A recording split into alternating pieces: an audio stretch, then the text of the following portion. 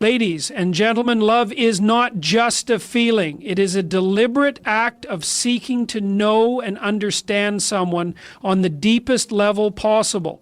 A person who truly loves you doesn't settle for superficiality or passive connection. They lean into curiosity, asking questions that open doors to your heart and mind. Their inquiries are not self-serving, but reflective of a profound desire to uncover the essence of who you are, what you dream of, and what you fear. They don't merely listen to the words you speak, they listen to the emotions behind them, to the silences in between, and to the unspoken truths you may be hesitant to share. Love is a concept that humanity has grappled with for millennia, yet we often fail to truly understand its depth and complexity. What does it mean for someone to love you? Is it about grand gestures, whispered words, or shared experiences? While those things are certainly significant, they are not the foundation of love. True love emerges when someone actively seeks to understand you, not just as a fleeting impression or a reflection of their desires, but as a multidimensional human being with your own hopes, fears, and intricacies. This understanding is not passive. It demands effort, curiosity, and a willingness to delve into the unknown. When someone loves you, their curiosity becomes evident. They don't just ask questions for the sake of conversation. They ask because they are compelled to know you better, to connect with the essence of who you are. These questions may seem ordinary at first, but their impact is profound. They probe your thoughts, your past, your dreams, and even the shadows you may prefer to leave unexplored. In doing so, they demonstrate a fundamental truth. Love is not just about being seen, but about being truly known. Imagine a person who asks you about your deepest ambitions, not to judge them, not to alter them, but to share in their vision with you. They want to know what drives you, what keeps you awake at night, what lights a fire in your soul. They don't merely tolerate your passions, they are invigorated by them because they recognize that your dreams are a vital part of who you are. This is love that goes beyond the superficial. It is not satisfied with the exterior, but longs to uncover the intricate tapestry that makes you unique. But it's not only about aspirations. True love also seeks to understand your pain. It acknowledges that your struggles and wounds are as integral to your story as your triumphs. A person who truly loves you will ask about your fears, not to exploit them, but to help you face them. They will inquire about the experiences that have shaped you, the losses that have scarred you, and the moments that have left you questioning your worth.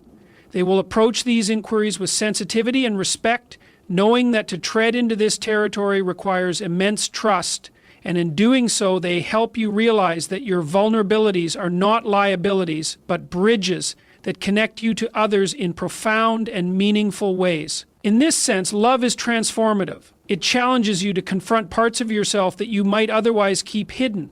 It invites you to be authentic in a way that is both liberating and terrifying. The person who loves you does not shy away from these moments of rawness. Instead, they hold space for you, offering a sanctuary where you can explore the full spectrum of your humanity. This kind of love does not demand perfection. It thrives on the real and the unvarnished. It says, I see you, even in your brokenness, and I choose to stay. True love also involves reciprocity. When someone asks you these deep and meaningful questions, they are also opening themselves up to you. They are inviting you into their world, offering you the same level of vulnerability and curiosity that they extend toward you. This mutual exchange creates a bond that is unbreakable, rooted in mutual respect and genuine care. It is through this process that trust is built, not as an abstract concept, but as a lived reality. Trust becomes the foundation upon which the relationship grows, allowing both individuals to flourish in ways they could not have alone. This dynamic of questioning and understanding also serves as a mirror. When someone loves you, they reflect back to you the parts of yourself that you may struggle to see. Their questions force you to articulate your thoughts, to clarify your values, and to confront the inconsistencies in your beliefs. In this way, love becomes not only a source of comfort, but also a catalyst for growth. It encourages you to become a better version of yourself, not because you feel pressured to do so, but because you are inspired to rise to the level of the love you have been given. The beauty of this kind of love is that it is both rare and accessible. It requires effort, patience, and courage, but it is within reach for those who are willing to seek it. It demands that you be willing to ask these same questions of yourself and to offer the same level of understanding to others. Love, in its truest form, is not a passive state. It is an active, dynamic force that compels us to become more empathetic, more curious, and more connected. In a world where relationships are often reduced to fleeting interactions and shallow exchanges, this kind of love stands out as something extraordinary. It is a reminder that we are not meant to navigate life in isolation, but in connection. The questions someone asks you, the ones that probe your soul and invite you to open up, are not just signs of love, they are love in action. And when you encounter this kind of love, you will know it, not because it shouts, but because it resonates deeply within you. It is the kind of love that transforms, elevates, and endures. Trust is the foundation of any meaningful relationship, yet it is fragile, elusive, and often taken for granted. Without trust, a relationship becomes a house built on shifting sand, unstable, unpredictable, and destined to collapse under the weight of doubt and insecurity. Trust is not merely a byproduct of love, it is its cornerstone. When someone truly loves you, they will ask questions that reflect their desire to build and maintain that trust. They seek to understand your boundaries, your principles, and the commitments you hold dear. These inquiries are not superficial. They are the scaffolding upon which a life together is constructed. When someone asks you about your values, they are not merely engaging in polite conversation. They are probing the core of who you are, trying to discern whether your ethical frameworks align. This is not a process of judgment, but one of alignment. Trust grows when there is clarity, when both individuals know they are walking the same path, guided by similar lights. A person who loves you does not assume alignment. They seek it. They ask about your non-negotiables, not to challenge them, but to honor them. They understand that trust cannot exist in a vacuum. It requires shared understanding, open dialogue, and a mutual commitment to integrity. Yet trust is not just about shared values. It is also about consistency. A person who loves you will not only ask about your boundaries, but will also demonstrate their respect for them. They recognize that words are empty without actions to back them up. They show you through their behavior that they are dependable, that they mean what they say, and that they will not betray your confidence. Trust, after all, is built over time, through a series of small, seemingly insignificant acts that collectively form a mosaic of reliability. This is why their questions matter so much. They reflect a willingness to engage in this process of building trust intentionally and consistently. But trust also involves risk. To trust someone is to make yourself vulnerable, to expose parts of yourself that could be misused or misunderstood. A person who truly loves you understands this risk and treats it with the utmost respect. They do not take your trust lightly. Instead, they ask questions that demonstrate their awareness of your vulnerabilities. They want to know what you fear most, not to exploit it, but to protect you from it. They seek to understand the experiences that have shaped your ability to trust, both positively and negatively. In doing so, they help you feel safe not just physically, but emotionally and spiritually. This process is not always comfortable. Trust requires confronting uncomfortable truths, both about yourself and about the other person. A person who loves you does not shy away from these truths. They ask questions that challenge you, that push you to examine your own assumptions and biases. They are not afraid of conflict because they understand that trust is forged in the crucible of honesty. They know that avoiding difficult conversations only creates a facade of harmony, while true trust is built on the foundation of authenticity. Their questions, though sometimes challenging, are always rooted in a desire to deepen the connection and strengthen the bond. And yet, trust is not static. It evolves, just as people do. A person who loves you will continue to ask questions throughout the relationship, not because they doubt you, but because they want to grow with you. They understand that trust is not a one-time achievement, but an ongoing process. They remain curious about your evolving needs, desires, and challenges. This curiosity is not invasive. It is a reflection of their commitment to staying connected, even as both of you change over time. Their questions are a way of saying, I see you and I want to keep seeing you no matter how you grow or what you face. At its core, trust is about faith, not blind faith, but faith earned through mutual respect and understanding. A person who loves you asks questions because they want to earn your trust, not demand it. They know that trust cannot be coerced or manipulated. It must be freely given. And so they take the time to know you, to understand you, and to show you that they are worthy of the trust you place in them. Their questions are not just about gathering information. They are about building a bridge between two souls, a bridge that can withstand the storms of life. In a world that often treats trust as disposable, finding someone who values it as deeply as this is a rare and precious gift. Their questions are a testament to their love, a reflection of their desire to create a relationship that is not only strong but enduring. They understand that trust is the bedrock upon which everything else is built. Love, intimacy, partnership, and even forgiveness. Without it, everything crumbles. With it, anything is possible. Love is not merely a feeling, it is an act of courage. To love someone is to step into a space of vulnerability where your deepest fears and insecurities can surface. It is a willingness to be truly seen, flaws and all, by another human being.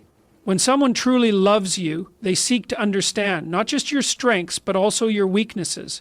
They ask the kinds of questions that probe into the heart of your being, not to tear you down, but to lift you up. And in doing so, they reveal a love that is intentional, deliberate, and built on the foundation of understanding. One of the most profound ways love manifests is through the desire to understand your pain. Pain shapes us in ways we often cannot articulate. It defines our fears, influences our decisions, and can even limit our capacity to trust. A person who truly loves you will not shy away from this part of your life. They will ask questions that encourage you to confront the pain you carry, to explore its origins, and to reflect on how it has influenced your sense of self. These questions are not easy, but they are necessary.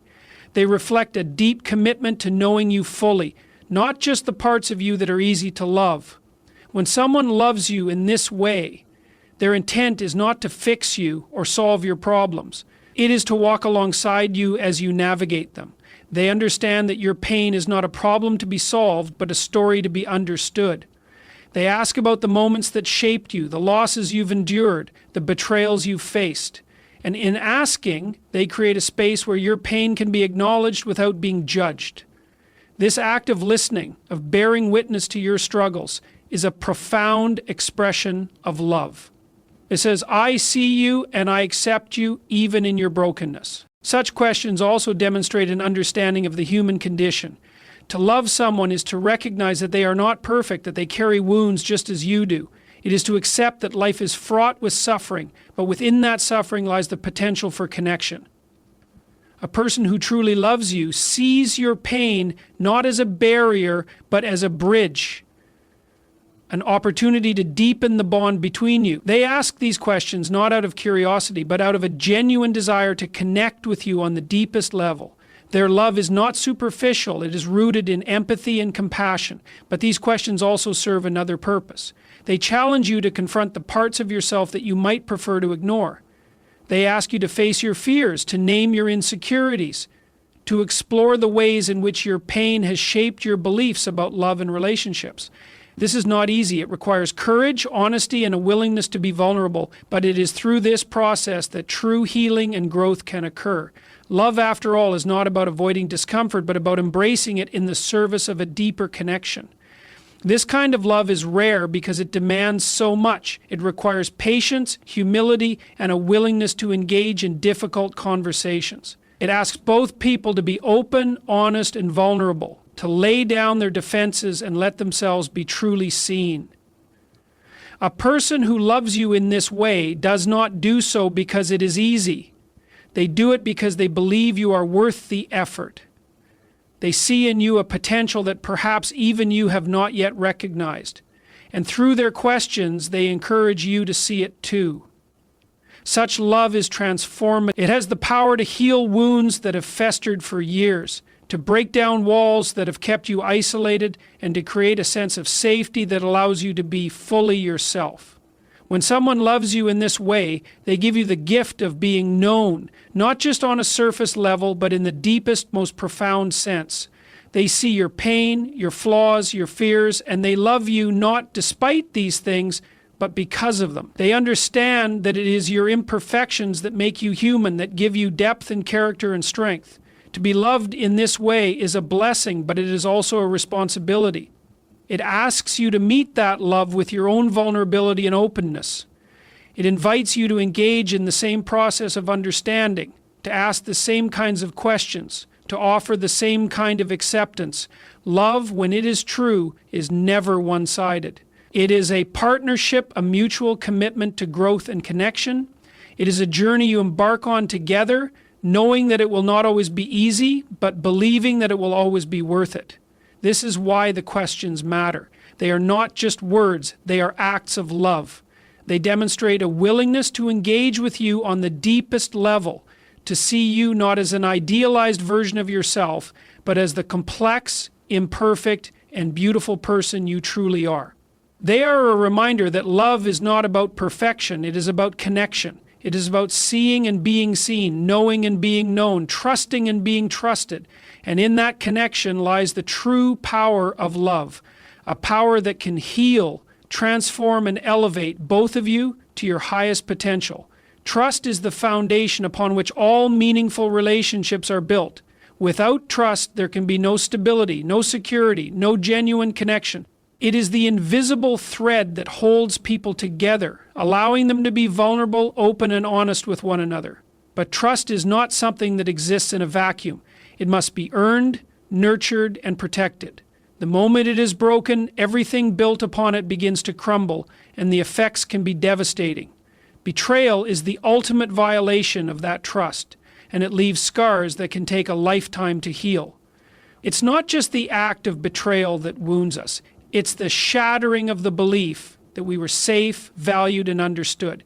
When someone betrays you, it's not just a moment of pain. It's a moment of revelation. It exposes the gap between who you thought they were and who they truly are. It forces you to confront the uncomfortable truth that you may have been deceived, not just by them, but by your own willingness to trust. That's why betrayal cuts so deeply. It's not merely about what they did, it's about what it means. It's about the erosion of certainty, the collapse of the foundation you believed was solid. Betrayal forces you to reevaluate everything, not just about them, but about yourself and your own judgment. But what do you do in the aftermath of betrayal? The world might tell you to forgive and forget, to move on as if nothing happened. While forgiveness can be a powerful tool for healing, it is not something that should be given lightly or indiscriminately. Forgiveness must be earned. It must be rooted in genuine repentance and a commitment to change. To forgive someone who has betrayed you without requiring accountability is not an act of strength. It is an act of self-betrayal. It sends the message that your trust can be violated without consequence, that your boundaries can be ignored without repercussion. And that is a dangerous precedent to set, not just for them, but for yourself.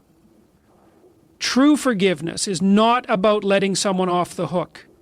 It's about freeing yourself from the burden of resentment. But freedom does not mean reconciliation. It does not mean reopening the door to someone who has proven themselves unworthy of your trust.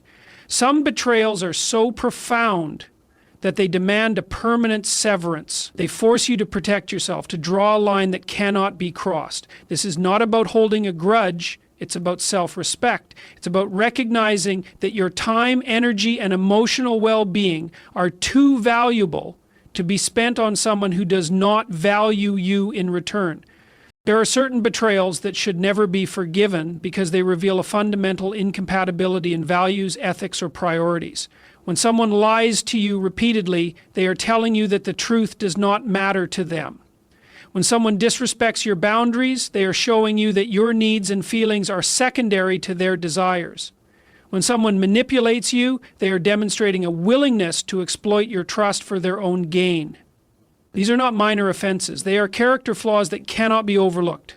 To forgive such betrayals without a complete transformation on their part is to invite more pain into your life. It's important to understand that betrayal is not just about the act itself. It's about what it represents.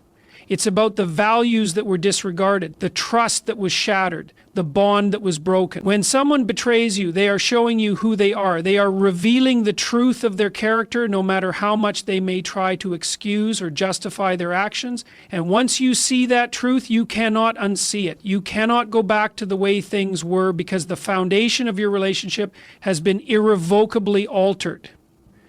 This is why boundaries are so crucial. They are not about punishing the other person. They are about protecting yourself. They are about asserting your worth, your dignity, and your right to be treated with respect. When you set a boundary in the aftermath of betrayal, you are saying, this is what I will accept, and this is what I will not. You are reclaiming your power, your agency, and your sense of self. And in doing so, you are creating space for healthier, more authentic connections to enter your life. But let's not forget the lesson in all of this. Betrayal, as painful as it is, can be a catalyst for growth. It forces you to confront hard truths, to reevaluate your priorities, and to strengthen your boundaries. It teaches you to trust your instincts, to pay attention to red flags, and to value yourself enough to walk away from situations that do not serve you. In that sense, betrayal can be a gift, a painful, unwelcome gift, but a gift nonetheless. It can be the turning point that propels you toward a deeper understanding of yourself and a greater commitment to your own well-being. The question then is not whether betrayal will happen. It's inevitable in some form, given the imperfections of human nature. The question is how you will respond to it. Will you let it define you, embitter you, and close you off to the possibility of connection?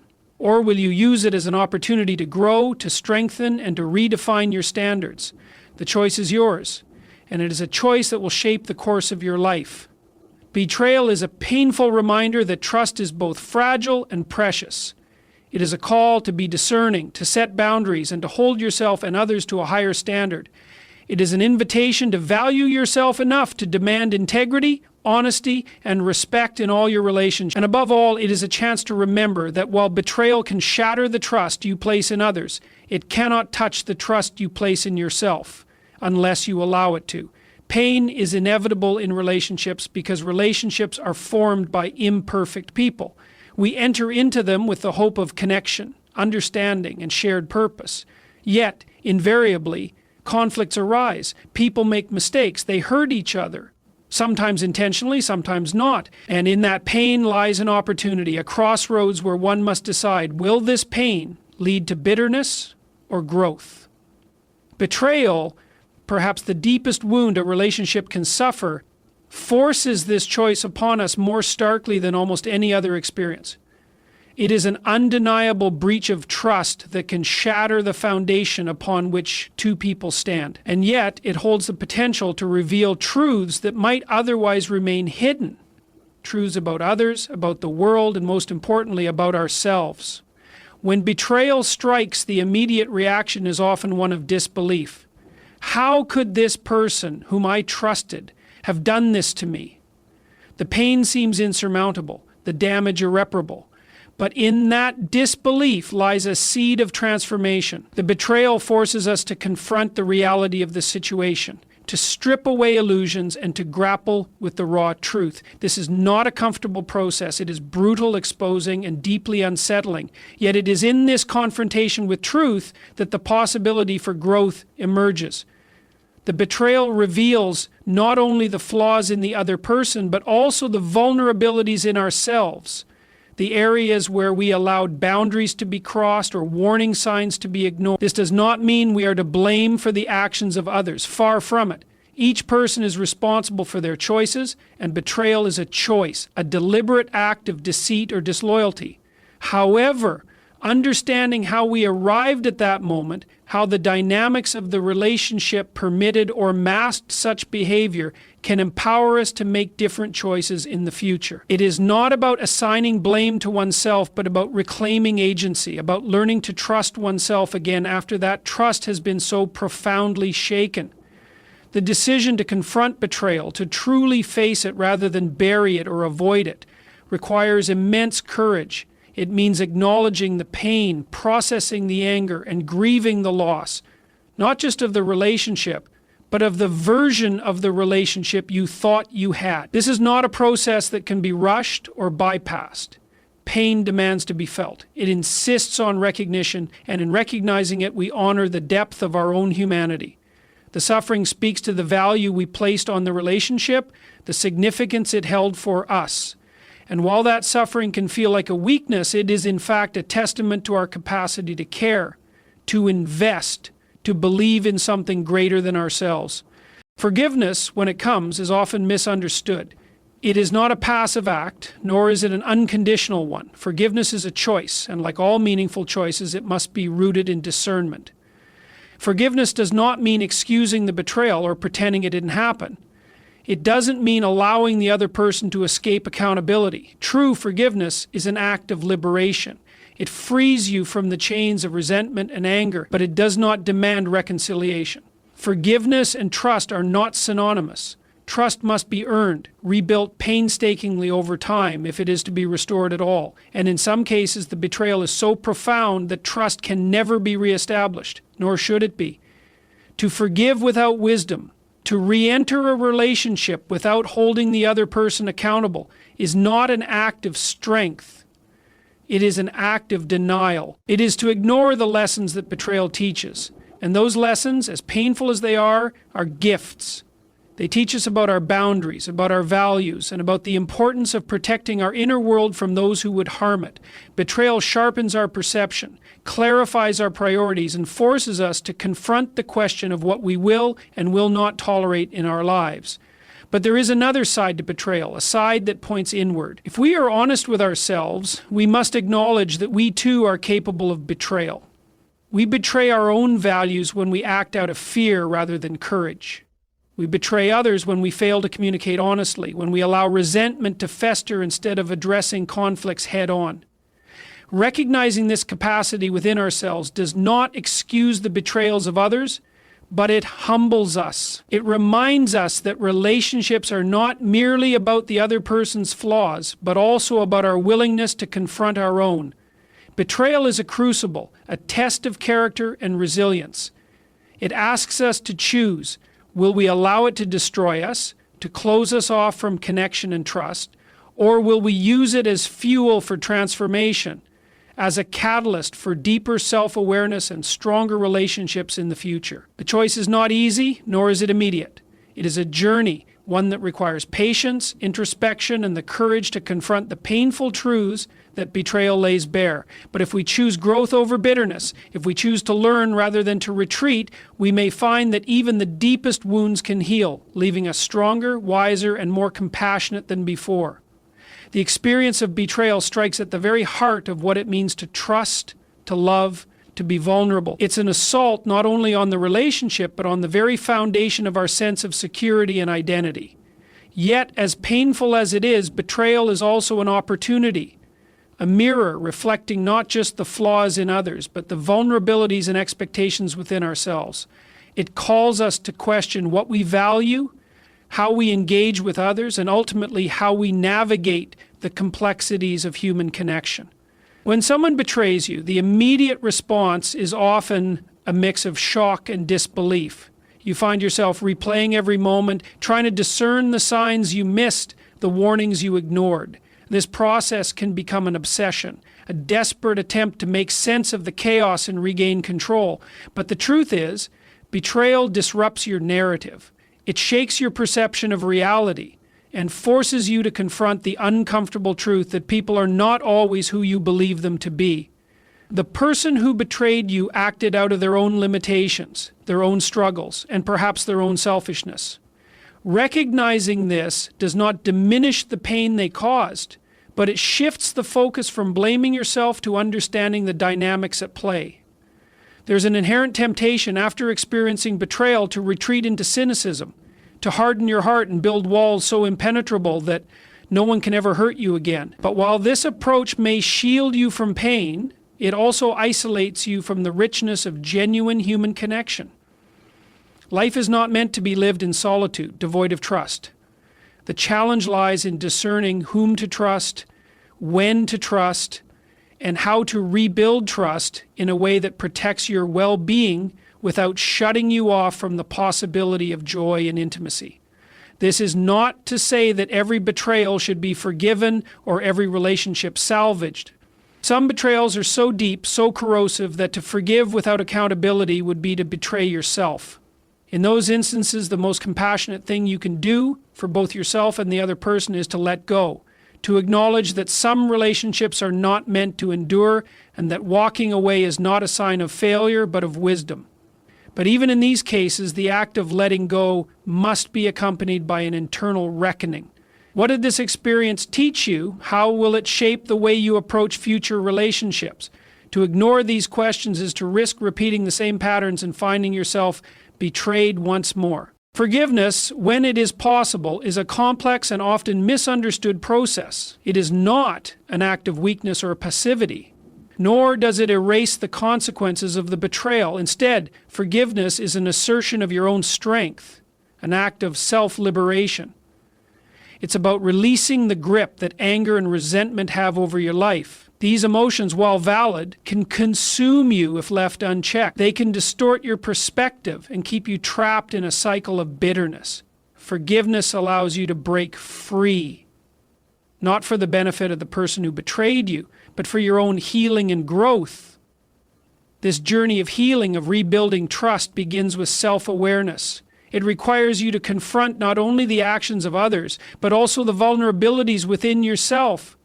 Were there signs you ignored because you didn't want to see them? Did you allow your boundaries to be crossed out of fear of conflict or rejection? These are difficult questions, but they are essential if you want to emerge from betrayal stronger and wiser. It's not about blaming yourself for what happened. It's about empowering yourself to make better choices moving forward. And as you move forward, it's important to remember that not all relationships are defined by betrayal. There are people in this world who are worthy of your trust, who will honor your vulnerability and who will stand by you even in your darkest moments.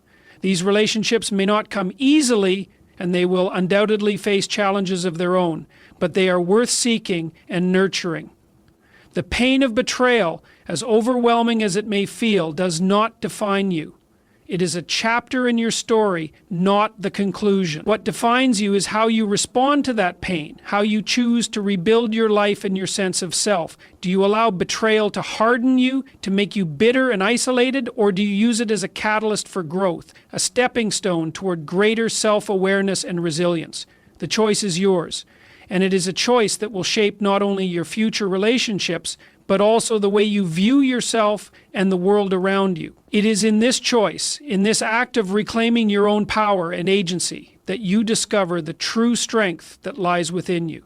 And it is this strength, born out of pain and forged in the fire of betrayal, that will carry you forward into a life defined not by fear, but by courage and connection.